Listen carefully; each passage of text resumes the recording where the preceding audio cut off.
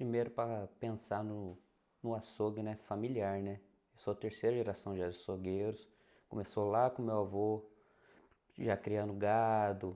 Começou entrando devagar, sendo funcionário para uma pessoa, até chegar no meu pai, que expandiu todo o ramo. E chegou a mim, né?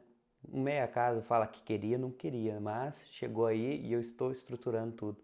E o churrasco sempre de moleque foi uma paixão. O que é a família para você, Douglas? A família para mim é a base de tudo, né? Tudo que começou, principalmente minha profissão, começou tudo dentro da família, né? Meu pai sempre falava, ó, você não pode seguir, mas pelo menos você tem que aprender isso aqui.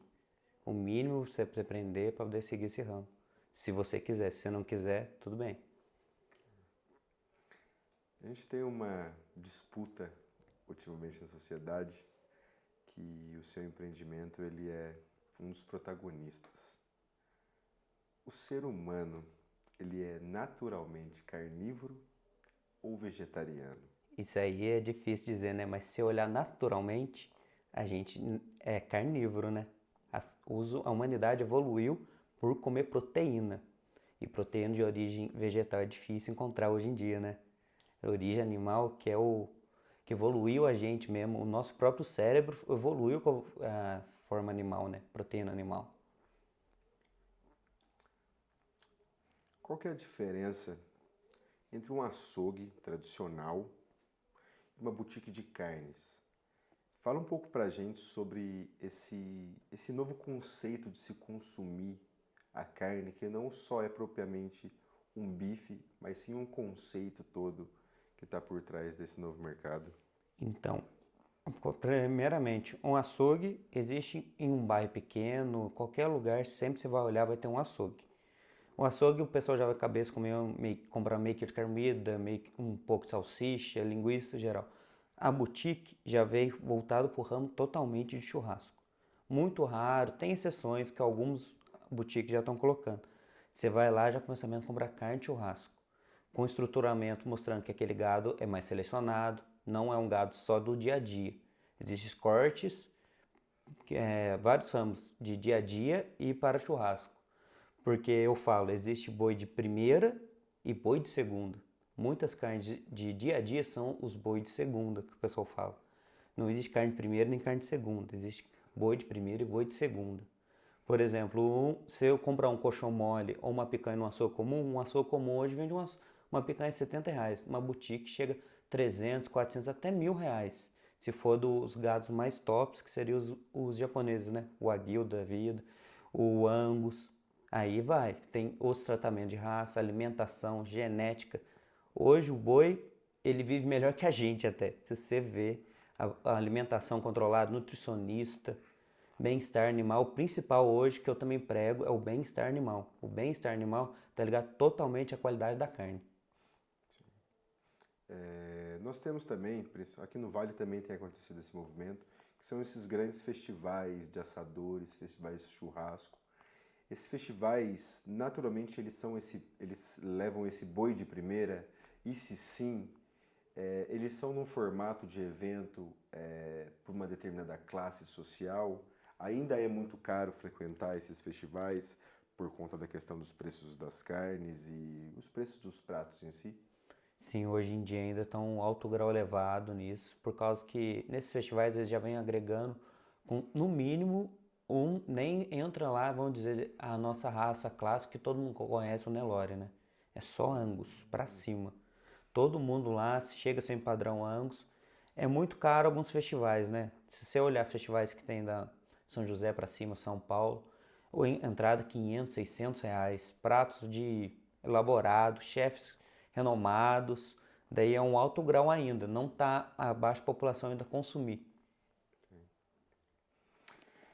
Aqui, continuando falando do Vale, um dos alicerces culturais aqui do Vale do Paraíba é a roça, né? A produção rural. Você, no seu empreendimento, você trabalha direto com uma das linguagens da produção rural, que é a pecuária. No seu ramo, você, o Douglas, você carrega no dia a dia do seu trabalho esse manejo com o animal?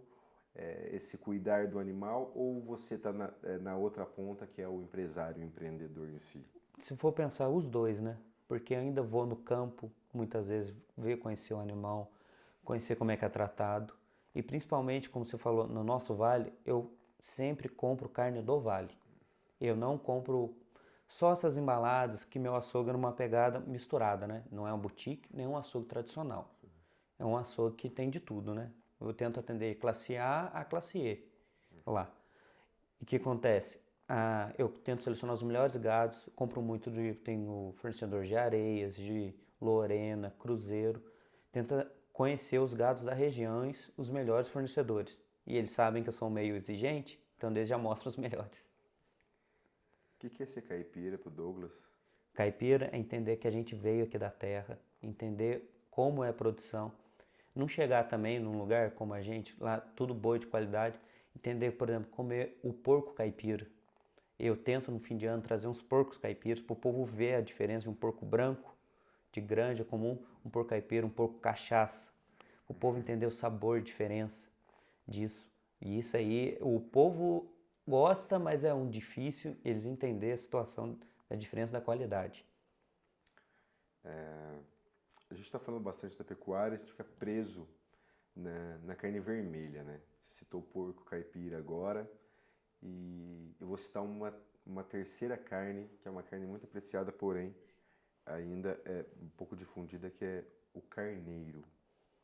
Por que ainda não o consumo desse animal não é difundido tão assim? Olha, em primeiro lugar é que o carneiro foi batido para todo lugar como carne doce. Isso aí, tô tentando dissolver, fazendo. E a produção de carneiro, se o boi já é difícil criar, o carneiro é pior ainda. O cara tem que saber a alimentação, vermifugar muito, que é um animal que pode ter doença fácil. E para mim a melhor carne que existe no mundo é o carneiro. Se o povo conhecer de verdade, saber fazer os temperos, é a melhor carne. Mas como que disse, produtores aqui estão difíceis. Tanto que quem tem, eu conheço um produtor só e ainda se dizer ele é de origem gaúcha. Então ele sabe criar. Com essa evolução dessa gourmetização das carnes, dos cortes, o açougue tradicional, da onde seu avô veio, de onde você aprendeu, ele está fadado à extinção? Fadada extinção, acho não. A evolução. Eu acho que se um cara abrir o açougue pensando o jeito que era antigamente, há 10, 12, 15 anos atrás, ele vai quebrar muito rápido. Se ele não tiver um pouco de evolução, pensar sobre os cortes especiais, vir agregando outros fatores, um cara às vezes não chega mais querendo um contrafilé. Já vem falar para você bife chorizo, bife ancho, assado em tiras. Se o cara não saber um pouco desse linguajar, ele está fadado a quebrar. E o que é a morte, Douglas? A morte é difícil de lidar, né? É um negócio que eu já lidei perdendo meu avô, né? Meus avós, né? Minha avó também perdemos ela. Mas como que muita gente fala, você lida direto. Lidar direto é, com o animal é muito diferente, mais difícil que é consumo, difícil lidar. Como falar, é um negócio que está na gente, né? A gente tem que lidar com isso. E quais são seus sonhos? Olha, tem grandes, né? Que alguns eu já estou realizando, graças a Deus. Mas uns é expandir o nome, o pessoal saber a diferença do meu e tentar desvincular um pouco do meu pai, né? Meu pai é muito já conhecido na região e eu tô querendo já expandir o meu açougue com o meu nome, que muita gente, nossa, por que você mudou o nome? Eu mudei para poder tirar um pouco o rótulo só. Mas é mesma família, mesmo tudo. Tem gente que ainda chega lá e encontra meu pai. Tanto que é até legal de ir. Você encontra 3 gerações lá no meu açougue.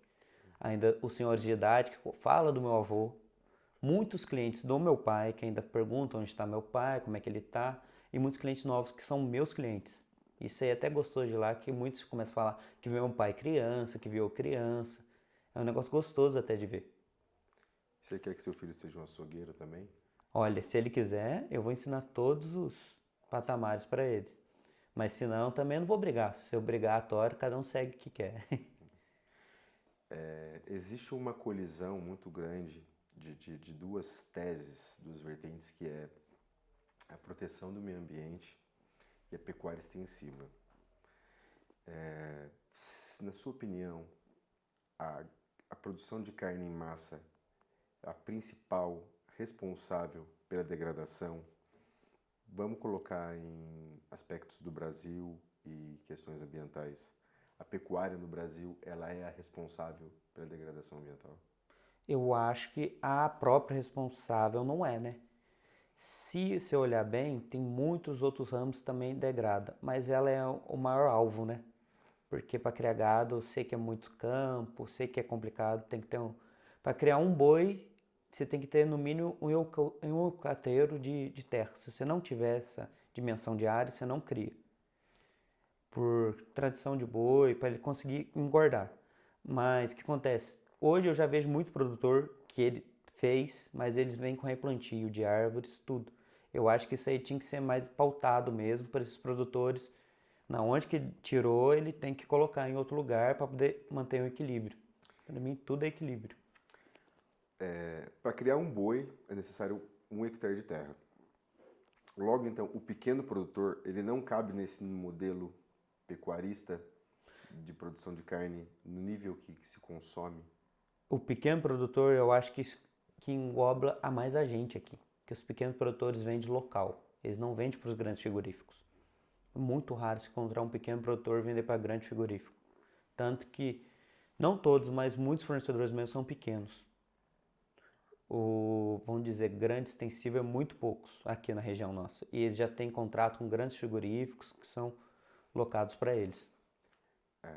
Sabemos também de youtubers, personagens do Instagram, muito famosos no ramo dos cortes, da carne, do açougue.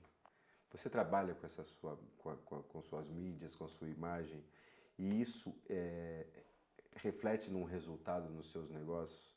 As redes sociais aqui no fundo do Vale do Paraíba, elas têm uma visibilidade, as pessoas já têm esse olhar para consumir essa carne midiática. Olha, você falando hoje, isso aí aconteceu comigo essa semana.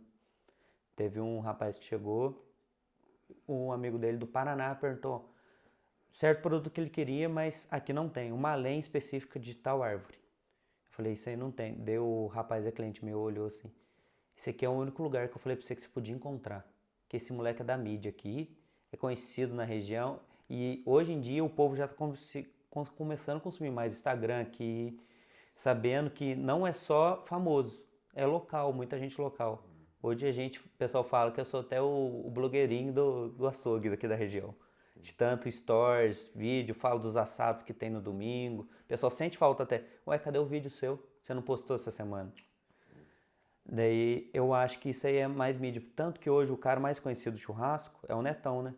Ele começou com o Instagram. Hoje em dia ele tem uma rede de boutiques, tem um açougue dele próprio em Santos. É um cara mais estourado na região dele e na marca de carne, né? Fala em carne, pessoal muitas vezes que consome YouTube pensa no Netão. Existe uma desvinculação não só da arte do açougue, mas também da música sertaneja, tudo, essa desvinculação um pouco com o mundo rural. Na sua opinião, pensando a partir dessa questão do Instagram, das mídias, necessariamente um açougueiro de renome, ele precisa ter algum conhecimento rural, Douglas? No mínimo sim. No mínimo sim. Por exemplo, hoje em dia os caras não têm noção. Chegar, olhar o boi vivo, não tem noção nem de peso do boi. Só depois do abate, ver que tá bom. O meu avô não errava o peso do boi vivo. Olhava, falava o arroba exato. Se ele errasse, era meia arroba. Isso aí eu fui... Hoje em dia eu tô aprendendo um pouco, né? 100% nem meu pai é mais disso aí. Porque como eu falo pra todo mundo, meu avô era um grande criador, meu pai um grande açougueiro, balconista. E ele fala, até brinca comigo, que você é um grande assador. Tudo foi evolução na vida. Mas o produtor rural e o açougueiro tinham que andar junto. Quem é Douglas Barbosa? Olha, é uma pessoa que está começando a vida, se for pensar. Eu falo que eu não sou novo, mas se for pensar, eu sou novo. Começando, montando um nome novo, meu próprio. não tentando desvincular direto do meu pai, mas querendo algo novo, querendo mudar, ensinar o povo a comer carne de verdade, não consumir só por comer, saber que certas carnes é para certos momentos, certos pratos, parar de falar de carne de primeira, carne de segunda, isso não existe. É boi de primeira e boi de segunda. Esse é o principal que eu tento falar dentro da minha loja. Tanto que muito cliente fala assim, vem aqui, eu tenho uma aula com você de novo. Eu falo um negócio que hoje em dia já é batido.